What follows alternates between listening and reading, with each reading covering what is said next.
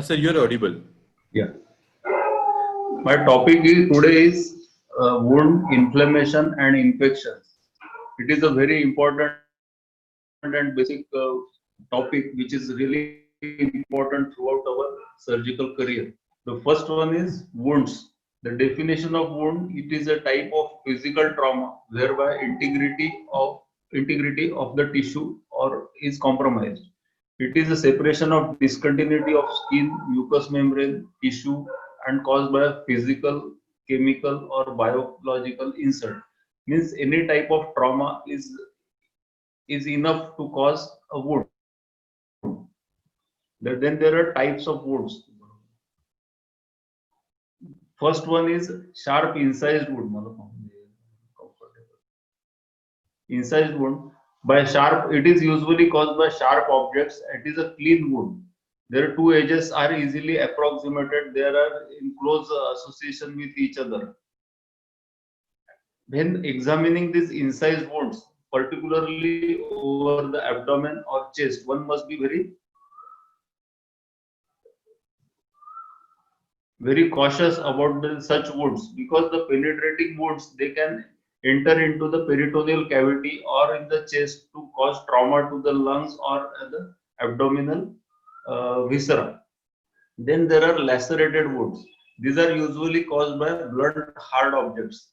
The roadside accidents, which are irregular surface, it is always contaminated with soil and grease. So this is a lacerated wound. It can also be caused by roadside accidents and some falling on the ground. In this, the repair of nerve tendon can the trauma can be caused to the nerve tendons, etc., which can be repaired afterwards, not in the emergency, because these are important structures. Some person may not be available to repair nerve or tendon, so there it is recommended that they are repaired after the emergency is over. Then crushed or devitalized wound. By severe, it is caused by severe roadside accidents, industrial accidents or warfare wounds. It is treated by cleaning, debridement. First of all, it is to be cleaned, debrided, and removal of all dead tissue should be done. The necrotic muscle tissue should be removed. The tension beneath the deep fascia, depending on the circumstances, depending on the patient to patient, tension beneath the deep fascia left open, so that the repair can be done at a later date or later time after 5 days or something. One important thing about all wounds, the most of these, when they are due to accidental injury, the typical noting of the wound should be done. That length of the wound, depth of the wound, whether it is bleeding or not, how are the edges, they are contaminated, or everything should be noted in our record book, in our case paper.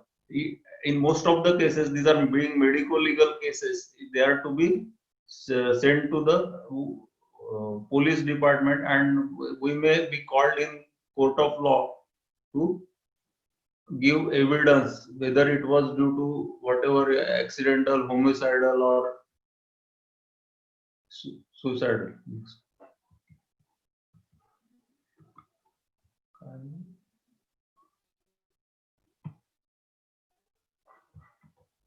The principle of treatment of the wound. The clean incised wounds can be with skin loss. They have to be grafting. Primary grafting can easily be done because they are clean. There is no contamination and there are less chances of infection. The lacerated wound with skin loss, their wound excision should be done. It should be clean thoroughly, and primary grafting may be done. I'm saying may be done because at times, if the wound is highly contaminated, we may have to do delayed grafting. Then third is crushed devitalized wound with skin loss. The wound excision should be done. Delayed primary and secondary grafting is advisable in such cases.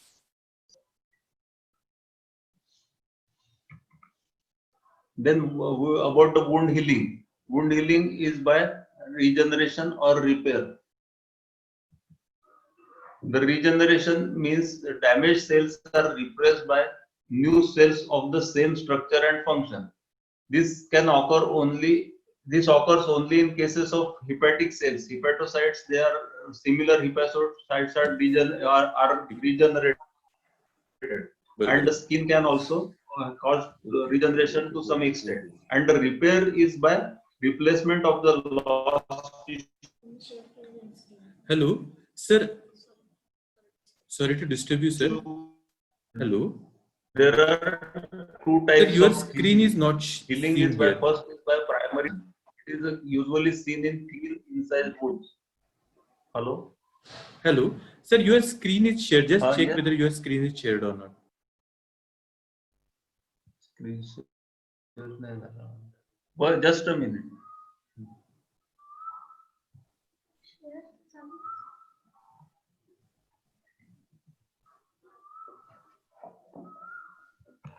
काय झालं त्यांनी आपल्याला छोटंच राहू दे ना, मला दिसतंय.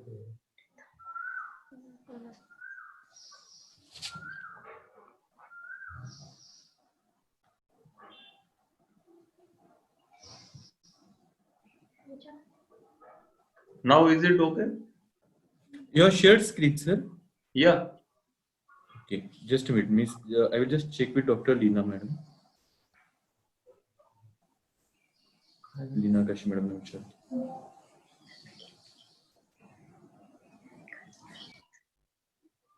It is written over there. You are sharing screen.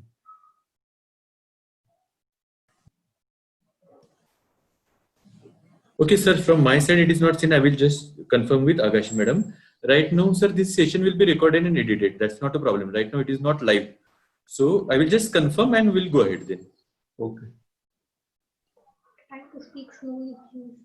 Somewhere attend nothing. Don't rush.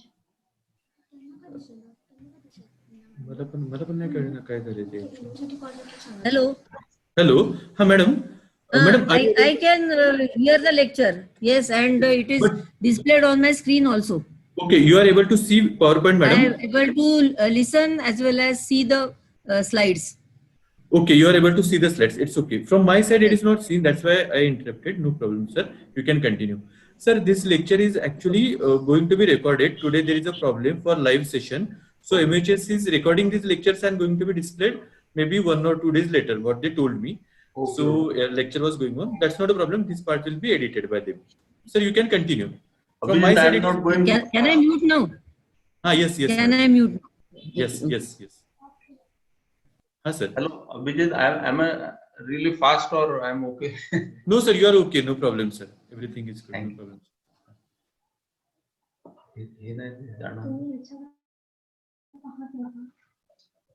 Now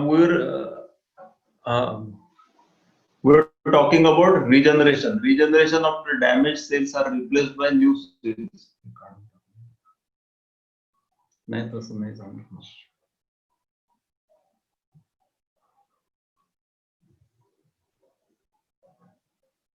The damaged cells are replaced by new cells of the same structure and function. But this regeneration in human beings, it occurs only in hepatocytes and in the skin and to some extent.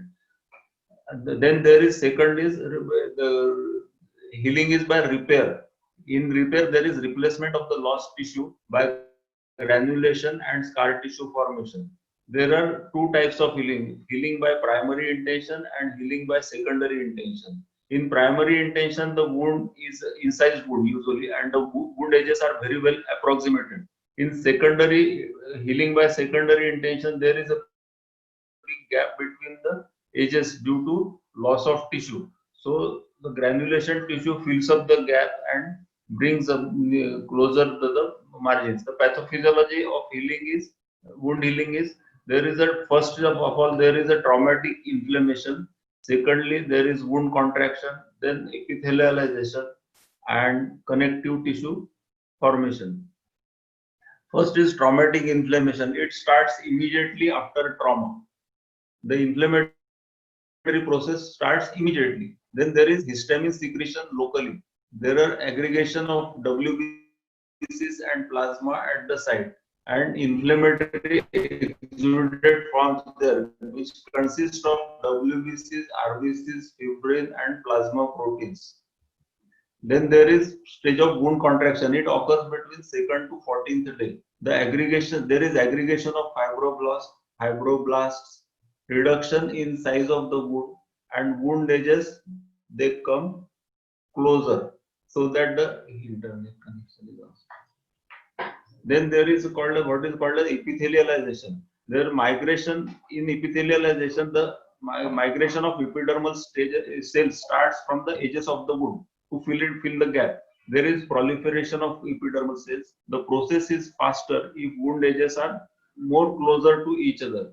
Then the healing, the granulation tissue forms there, and healing proceeds further. The factors affecting wound healing, there are local factors and general or systemic factors. First is blood supply to the affected part, means vascularity.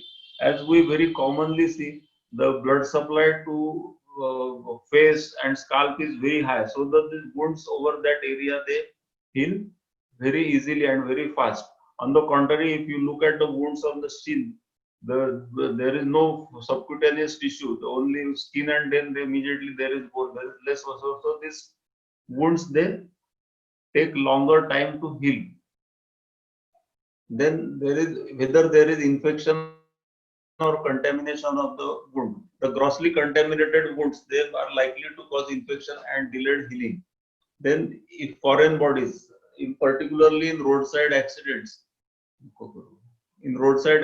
lot of soil, the soil is present on the in the wound. There can be greasy material also, which is to be, if not removed carefully during suturing, it will delay the wound healing. Then the foreign bodies, they also delay the wound healing. Then venous and lymphatic drainage of that area. If the venous and lymphatic drainage is blocked or it is not good, it takes longer time to healing, because the inflammatory fluid it aggregates there and the edema persists for longer time. Then mobilization of the affected part. If we keep the wound immobilized, then there is fast healing. And if it particularly wounds are on the joint, because of frequent movement, the healing is little delayed. Then radiation.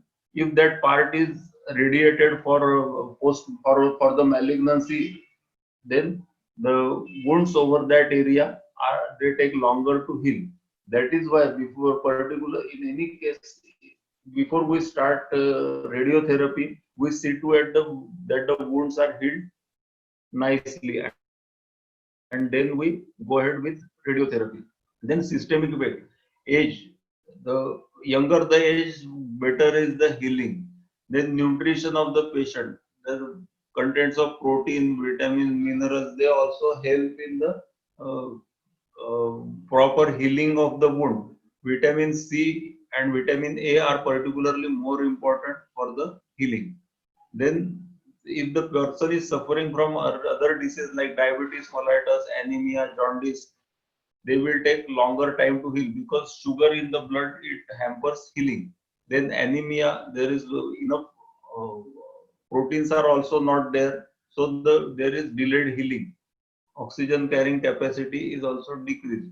Then certain drugs, cytotoxic drugs, if the patient is on cytotoxic drugs, it takes longer to heal.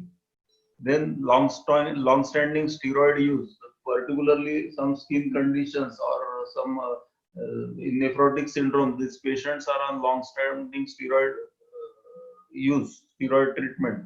They take, in such persons, the wound takes longer to heal. Then our next part of the lecture is about inflammation. We all know inflammation. Inflammation, it is defined as local response of the living tissue to the injury. Then it is a body defense reaction. Whenever there is any trauma, body body tries to react it with some, it produces some defense mechanism, and that is what is called as inflammation. It eliminates and limits the spread of injurious agent. Whenever there is trauma because of inflammation, the inflammatory process, it tries to localize the process so that the inflammation usually doesn't spreads in other parts of the body. It is limited to that particular region where there is injury. The protective response by the body to various etiologic agents, while the infection is invasion of the body by harmful microbes and toxins. As I said, inflammation is a protective response. Sometimes it causes considerable harm to the body. If the body is not able to limit the inflammatory process, it spreads. This particularly when the inflammatory process in certain cases like anaphylaxis due to insect bite, there is sudden inflammatory process all over the body. There is edema of the body. Suddenly, within minutes, it can occur. That is an exaggerated inflammatory response. In chronic rheumatoid arthritis, it is also antibody. There is inflammatory response which lasts for longer time and it also spreads. During laparotomy, when we see intestinal adhesions causing obstruction, these are due to continuous inflammatory process in the abdominal cavity due to some trauma or infection. Then there are causes of inflammation. The infective agents can be bacteria, viruses, their toxins, fungi, and parasites. Then it can be due to immunological agents like antigen antibody reactions. As we said in rheumatoid arthritis, etc. Then there can be physical agents like heat, cold, radiation, mechanical trauma, etc. Then chemical agents are organic or inorganic poisons. Then there are some inert materials like foreign bodies. They can also cause inflammation. As we see in repair of the hernia, when we repair it with a mesh, some persons they react very immediately to they will reject this foreign body and there is a lot of discharge from the wound and we may have to remove the mesh. That is due to foreign body inflammation, foreign body reaction rather. Then these are everybody knows about these signs of inflammation. They are described by Celsus. The first one is rubor, that is redness. First of all, the area will become red. Then there is tumor. Tumor means the swelling will appear there. Then calories, the local that part will become little warm. Will feel it little warmer than the rest of the area of the body. Then dolor, the patient will complain of the pain. Then the fifth one added to it is functiolacia, means loss of function. That part of the body will avoid functioning due to pain. There would be functiolacia. Then types of inflammation, there are acute. First one is acute and other one is chronic. In acute inflammation, it is of short duration. There is early body reaction followed by healing. This is a normal process. In very smaller inflammation, inflammation will last for a short period. The early body reaction causing all inflammatory processes happening there, and that will lead to healing. Then chronic inflammation. Chronic inflammation, it is a process. As itself, its name suggests, it is a long duration. The causative agent of acute inflammation persists for longer time.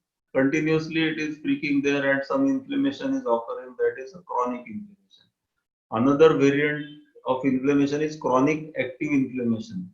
The stimulus is such that it induces chronic inflammation from the beginning. The acute inflammation pathological changes.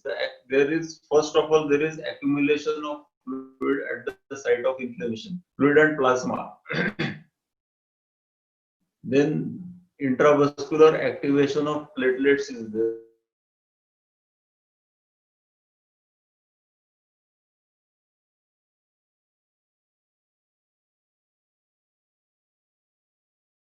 Nuclear neutrophils they aggregated. These are called as inflammatory cells. Then cellular events occurring at the cellular level are there is exudation of leukocytes and there is phagocytosis.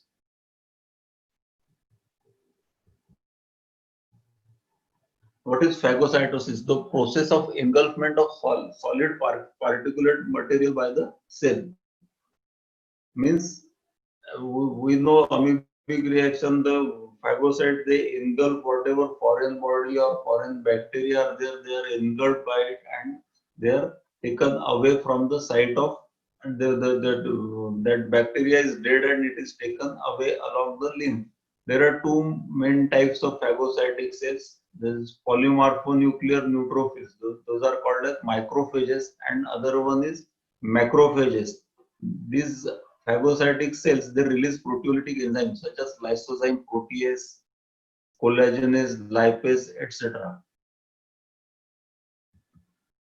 The outcome of acute inflammation is first one is resolution, that is restoration to the normal. When there is limited injury, the complete resolution occurs. We very commonly see somebody, our friend or anybody develop some boil somewhere and there is some redness for a couple of days and third or fourth days there is the site still is seen as if there nothing has happened. That is complete resolution has occurred there. What happens this first is chemical substances neutralization. The offending agent is neutralized. Normalization of vascular permeability. After the inflammation is regressing, the vascular permeability also comes to normal. Then there is apoptosis of the inflammatory cell and lymphatic drainage is also working so that the offending agents are taken away. Then there is healing by scar formation. If the restoration or resolution does not occur immediately or very in a short period, what happens? There is healing by scar formation. First is there is some tissue destruction is there. There is fibrinous inflammation occurs there, so that fibrin aggregation is there, which leads to granulation formation. It can, if the fibrinous inflammation does not occur, purulent inflammation will occur, and there can be pus formation or abscess formation will be seen. Or if still the inflammatory process does not stop, it will progress to chronic inflammation. Then we'll see chronic inflammation. The chronic inflammation, it is a prolonged thing. It can last for weeks to months to years. There is in which there is active inflammation, tissue injury, and healing proceed simultaneously. Simultaneously, inflammation is also occurring, tissue injury is also occurring, and also healing is also occurring to some extent. It involves mainly following events. First is angiogenesis. Angiogenesis, new small vessels are forming there to increase the supply to that region. Then mononuclear cell infiltrate, that is macrophages, lymphocytes, plasma cells are aggregating there. Then fibrous scarring is also occurring there. The causes of chronic inflammation, it usually causes following acute inflammation. The persistence of injurious agent or because of interference with normal healing process. The normal healing process, if it has stopped due to any reason, it can lead to chronic inflammation. Like the person, a boy, sometime it develops pneumonia. It was inadequately treated or his immunity is not well. It will become a chronic thing and lead to lung abscess formation. And then there can be recurrent attacks of acute inflammation that can also cause chronic inflammation. The example being repeated recurrent UTI, urinary tract infection, can lead to chronic pyelonephritis. When even if we treat the urinary tract infection properly, all the pus cells has gone, we're given antibiotics for a longer period. But after, say, some patient is having, say, obstructive symptoms to the urine, the prostate is involved, or he is having stone, and he will again have 2-3 attacks of recurrent urinary tract infection, and it will lead to chronic pyelonephritis. Chronic, then the third thing is called a chronic inflammation starting de novo. By itself, the chronic inflammation is starting because the causes being there is low pathogenicity, and so it is chronic from the beginning. The example being infection with a Mycobacterium tuberculosis. The inflammatory process is there, but if the patient is healthy, patient is having good resistance power, the infection may be, the lymph node may start increasing in size, but it will not be known easily or recognized. Then systemic effects of chronic inflammation are, first one is the fever, that is infectious form of inflammation. Chronic inflammation, the complaint may be low grade fever. Then there can be anemia of varying degree. Anemia, why there is anemia? Because repeatedly patient is becoming ill. He's having fever, or some small things are happening, and loss of appetite can also be there, which can lead to anemia. Then there can be leukocytosis, but generally there is lymphocytosis is also seen. The erythrocyte sedimentation rate, it is usually elevated. It itself indicates a chronic inflammation. Then our next topic is infection. All these topics, wound, inflammation, and infection, these are very closely related to each other. So I have not made a separate presentation. Included in one PPT only. What is infection? It is the colonization of a host by microbial species. It can be bacteria, it can be viruses, it can be viroids, it can be parasites, etc.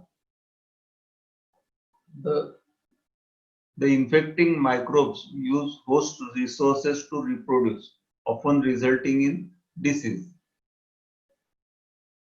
The causative organism, what they feed on the patient's resources. They will eat whatever is necessary, proteins or whatever they are taking it from the patient itself, and making the patient weak, and then they result in development of a disease.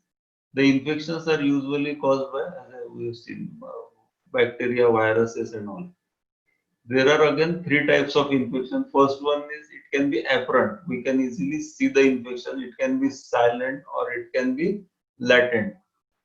An infection that produces symptoms is an apparent infection. We can easily see that this patient is ill. He is having fever. He is having body ache. He is having headache. He is having lymph nodes. So tonsils are increased, like that. So that is a apparent infection. The infection that does not produce noticeable symptoms are called as subclinical infections or silent infection. The patient is having infection, but because the body resistance is good, the organisms are not very virulent. In that case, subclinical infections are there. Sometime when the person loses his immunity, so he starts on steroids, or he is having some immunodepressant, he is on some immunosuppressant therapy, they can again develop such disease. Then infection that is inactive or dormant is called as latent infection. Some bacteria, they remain dormant in the body. They will be there like tuberculous bacteria particularly, they are living dormant in a healthy individual. When that healthy individual loses his health, loses his resistance, the bacteria, they become virulent, more virulent, and they attack the patient, and infection is made apparent at that time. An overview, the principles of infection. First is transmission of the infection. From where the bacteria come, it may come from food, it may come from unhygienic condition. Host resistance is decreased, then the bacteria which are already present, they can produce infection. Virulence and pathogenicity of the bacteria. Then control of transmission and infection. That is one of the point, how the transmission is to be controlled. As we in these days, due to corona, we are very well aware that frequent washing of hands, using mask, that is to control the transmission of the infection. Then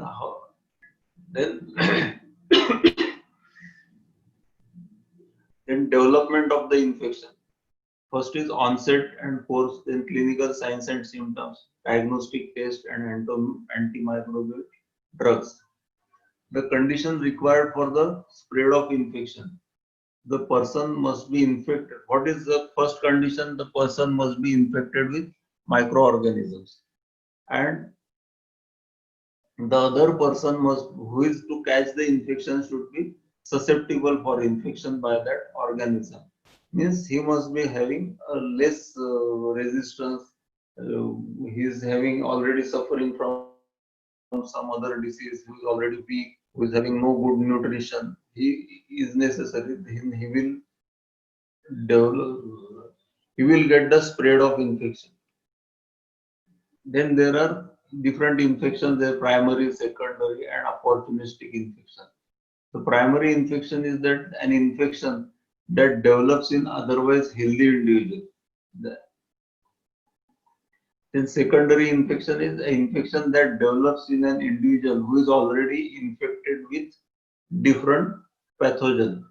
Say the patient is already suffering from pulmonary tuberculosis. He's having, he's already on the treatment, but he being not a healthy person, he is not in good health. He is having anemia, he is having hypoproteinemia, and some other. He gets, suppose he gets some wound somewhere. It will a big wound. He suffers from, say, accident. Then in such patient, other infections can also occur simultaneously, though he is on treatment. The third is opportunistic infection, an infection that is caused by organisms that are commonly present in host environment. Certain bacteria, they are already always present in the body, but because the patient is healthy, this bacteria cannot, they are not virulent enough to develop signs of infection. These are called as opportunistic infections. Due to these infections, the person will develop different clinical signs and symptoms. The local signs may be there will be inflammation, inflammatory signs like color, rubor, dolor, they will, and pain, they will appear. Punctualisia, these will appear. Then there can be purulent exudate. If bacterial infection is there, that infection can occur there. Then there can be tissue necrosis. The local tissue causes necrosis in many big wounds or diabetic wounds. We frequently see that even if infection is under control, some infection is there and slough is daily forming, some different slough. That slough is a necrotic tissue that we want to remove every day.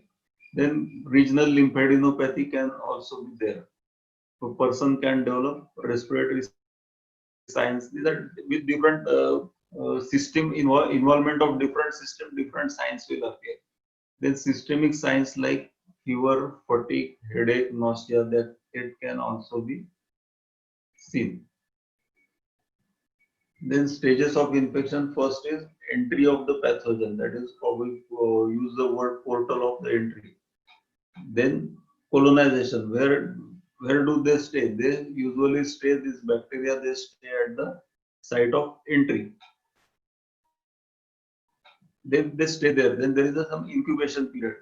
First is there is asymptomatic period. In that period, the patient will be asymptomatic. Between the initial contact with microbe and appearance of first symptom, that is we call as incubation period. Then prodromal symptoms, these are again initial symptoms. Then invasive symptoms like fever, inflammation, swelling, and spread to the other side, it occurs later on.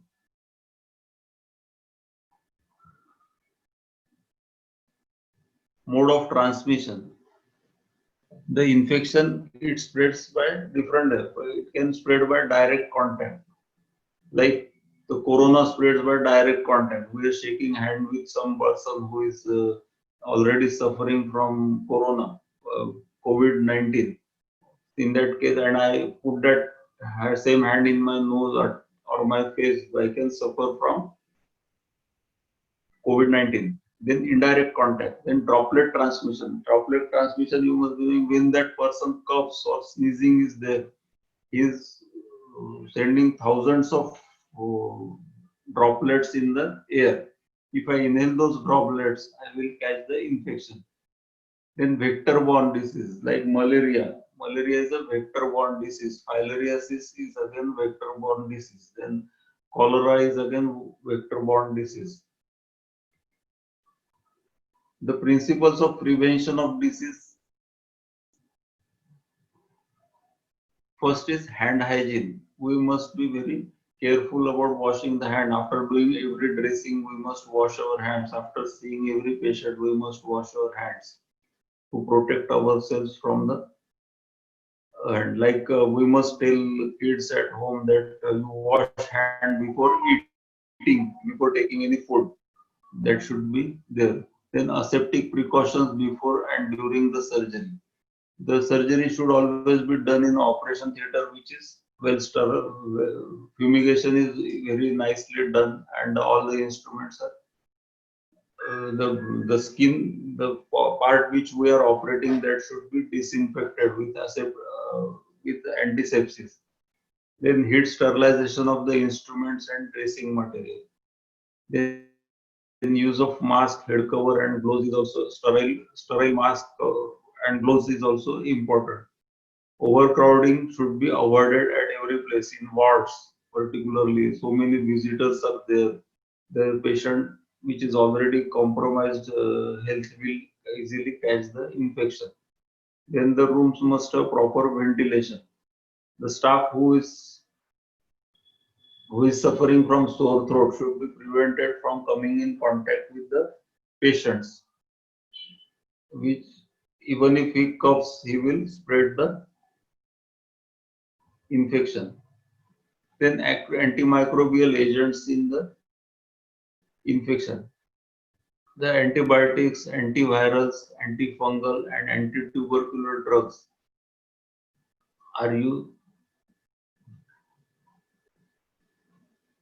are to be used according to the necessity. If the drug resistance is known, multiple drugs are to be used.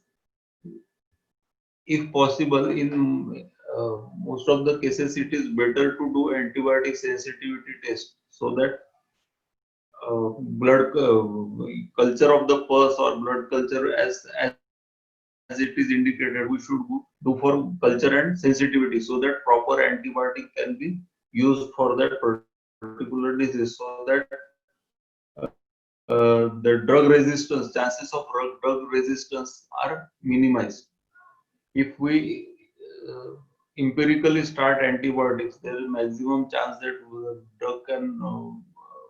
the drug can become resistant to those particular microbes. Proliferation of drug-resistant bacteria is reduced by avoiding unnecessary and also long duration of antibiotics. Whenever necessary, then only we should use antibiotics. Antibiotics are to be used very cautiously.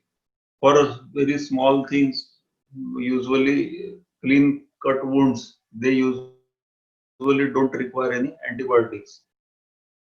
in that cases we should avoid use of antibiotics. Sometimes even if the wound is sterile, the antibiotic is being continued for a longer period. That should also be avoided. Local antibiotics, local applications, they have limited use, limited value. They don't really actually work. So yes.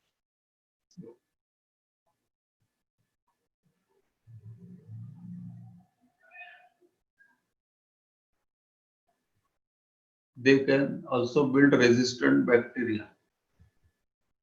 Thank you. That is all about my lecture. I have finished early. I was probably a little faster